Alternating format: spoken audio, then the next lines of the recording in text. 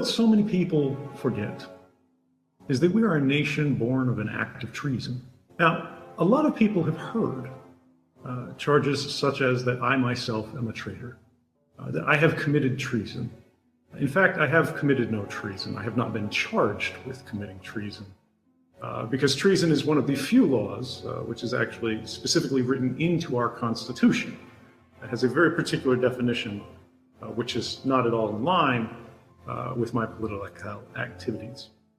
But when we talk about treason, when we talk about traitors, when we talk about what it means to have a citizen say something that is so offensive, whether it is the revelation of a secret or a declaration of independence, that they are cast out beyond the law.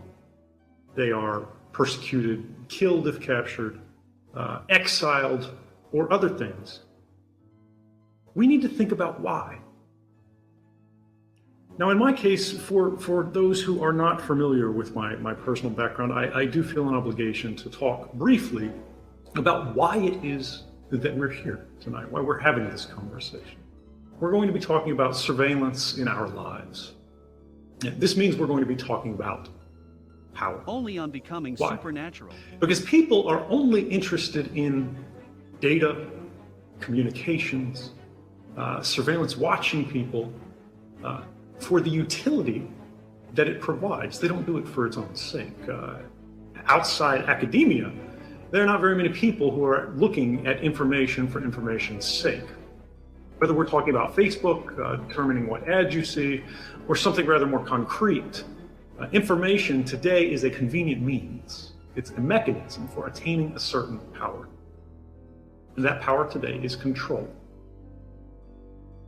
Now, typically, in a democracy, our post-1776 democracy, control over the general outline of society is intended to be exercised by the people, with their will imposed upon powerful institutions, be they police, with their powers of detention, arrest, imprisonment, or even killing, or the military and spy agencies, or back into those powerful private entities, even corporations. But unfortunately, in that paradigm today, we have happened upon a problem. Surveillance technologies have outpaced democratic controls. A generation ago, surveillance was extremely expensive. There was a natural limitation imposed upon it. That is, the governments had to spend huge, extraordinary sums to track lone, isolated individuals. To know a particular person's location might involve many teams of officers, both in buildings and out on the streets, working in shifts. But today that dynamic is reversed. One guy sitting in front of a monitor can track with precision an unimaginably large number of people. For the first time in human history, it's both technologically and financially feasible for governments to track and store nearly complete records of our private lives. Now, this is not science fiction. This is happening now. When we look at the construction of facilities such as this, the NSA's data center in Bluffdale, this was called by them the MDR, the Massive Data Repository. They called it that for a reason. This was not the targeted data repository. This was not something that was designed just to watch this person or that person. It's because they were ingesting everything, everywhere, and saving it in case it might be of interest later, in case something came up.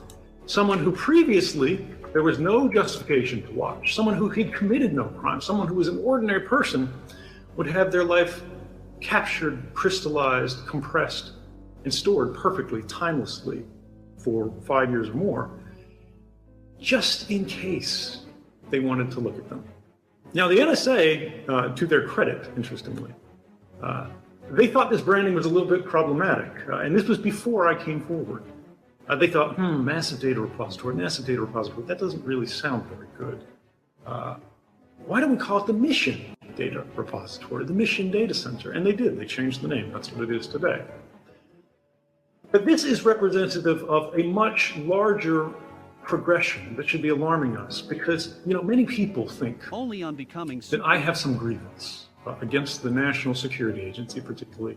Others, who know even less about my history, think I may be anti-American or against our government. I want to end all surveillance. I don't. I signed up for the U.S. military, for the Army, in 2004 when everyone else was protesting against it. I volunteered to work overseas undercover for the CIA. Then I worked for the NSA overseas. I came back and worked as a Dell contractor for the CIA, and then I went to Hawaii, again as an NSA contractor. I was drinking the Kool-Aid for a very long time, right? And this is not to say these people are doing bad things. There is no evil grand conspiracy amongst average NSA employees to burn down your rights, to destroy the fabric of our society. That's not what they're there for. But it's important to remember that good people can very easily do bad things for what they believe are good reasons. And this is what's happening today. Even in developed democracies, places that should know better, in the past few months, the United Kingdom passed the most extreme surveillance bill in the history of Western democracy, called the Investigatory Powers Bill. It takes everything the NSA was doing, institutionalizes it, and expands it to a level of intrusive detail that truly is beyond what we have seen the worst police states in history have within their authorities to go after. This is a law so authoritarian and so abusive that experts say it goes farther than laws like China and Russia, which I think we can all agree are no friend to civil liberties. Now, these problems don't only exist far away in other countries, and this is the central issue that we face in our modern times.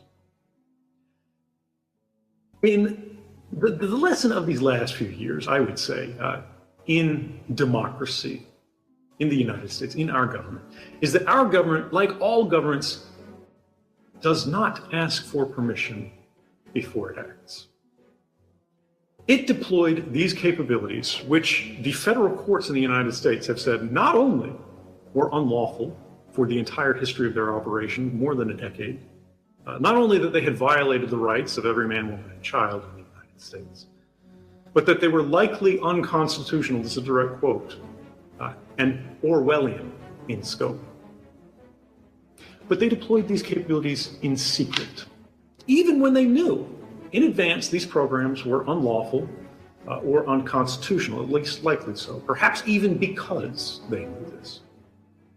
And this effort succeeded for one particular reason. It was enabled because of failures in our intended mechanisms for congressional oversight.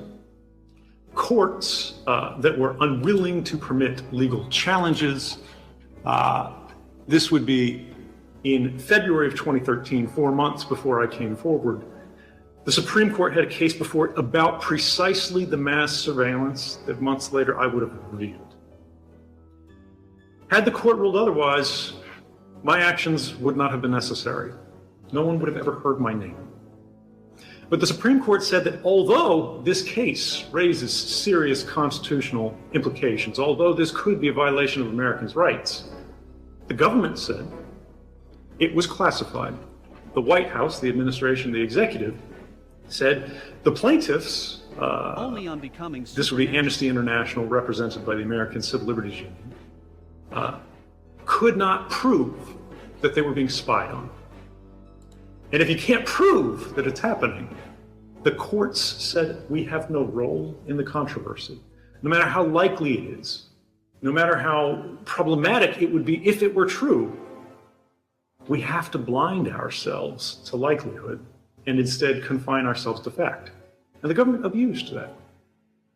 Now, perhaps this was okay, because we have a tripartite system of checks and balances in the United States. Of course, we have the legislature, we have the judiciary, we have the executive. What of the legislature? We had a Congress that knowingly permitted national security officials to brazenly lie to the public